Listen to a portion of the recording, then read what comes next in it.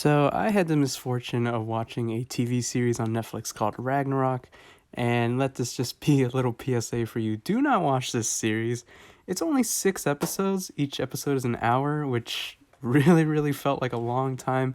And I'm gonna tell you right now, it ends with one of probably the worst cliffhanger slash action scenes I've seen in a while, and doesn't really bother to flesh out the character or world at the end of the 6 hour binge, the most that I can tell you is that there's good guys and there's bad guys.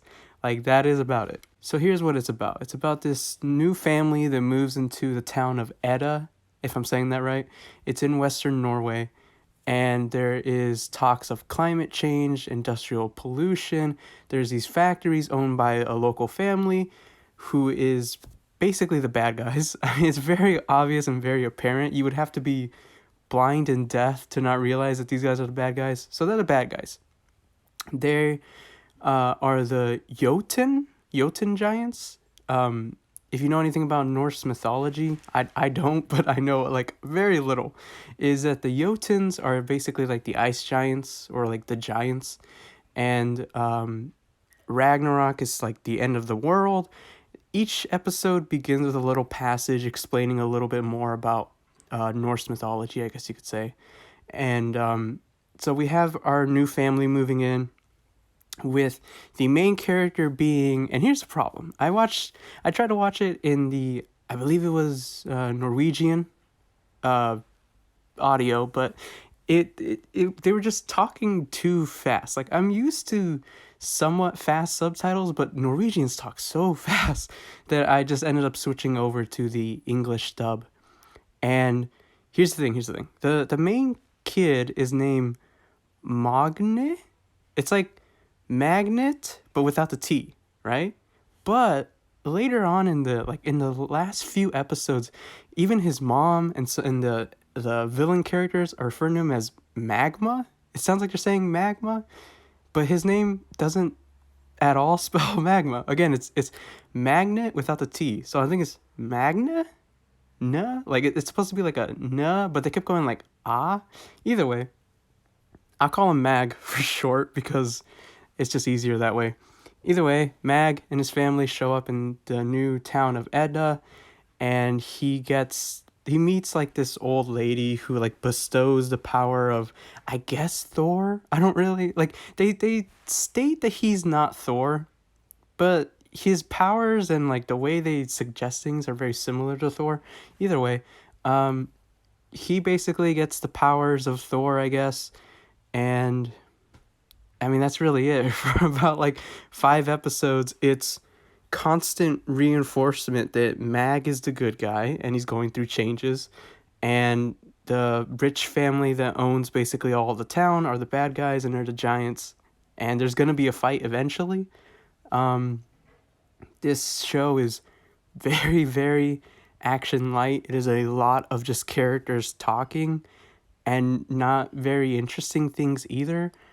They try early on to really get your sympathy points, I guess you could say, because there's a character who is sort of an outcast who, really cares about climate change and fighting the rich family, and she dies unfortunately, but like it's done in a way where the show has to tell you that you should care. It's not like the character is very well developed, not like the character was all that important to the story. I guess sort of, because she's the main motivation for Mag to start doing stuff, but it just felt very forced and it was very kind of obvious.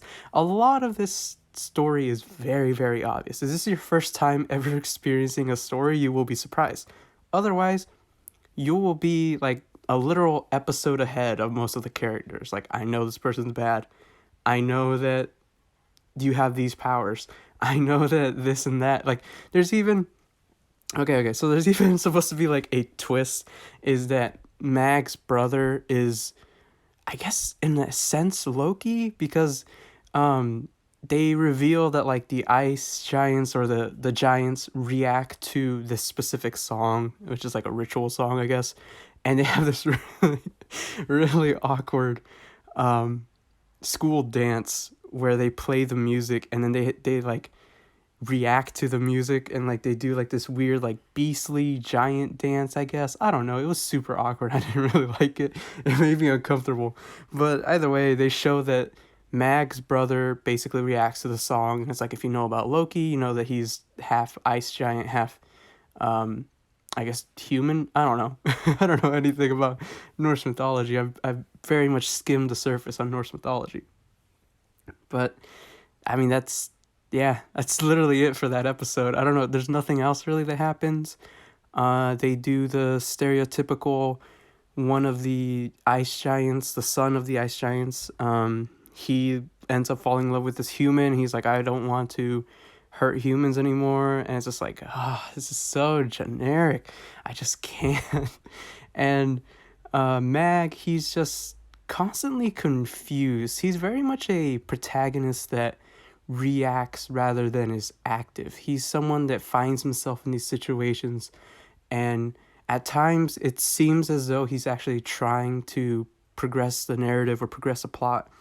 But in actuality, it's just so forced, and it's very much just like him constantly reacting to things. Like, he will have the motivation to seek out information, but it will be other characters and other events that push the plot forward, and he just more so has to give like 20 minutes of reaction.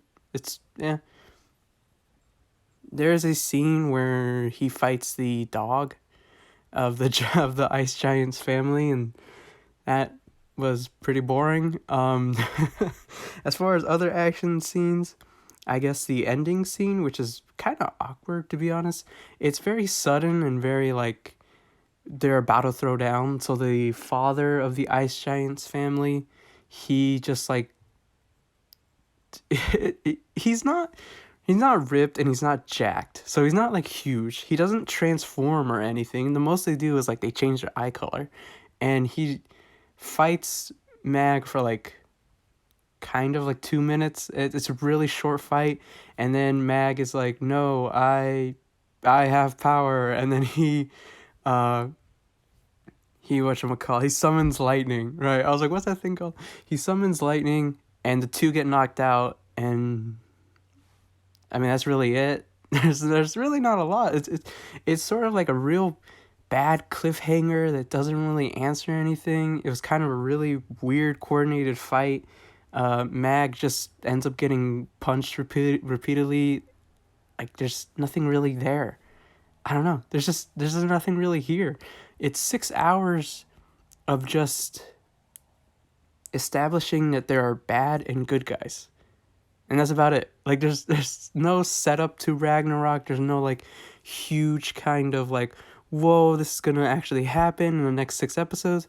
Honestly, this thing could be like 50 episodes at the pace it's going at. And I realize that, yeah, it's a drama, and maybe I should have lowered my expectations. Yes, it is foreign, I guess you could say, if you're American.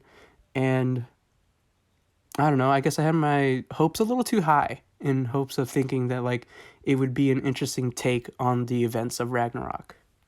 But I don't know, that's just my opinion.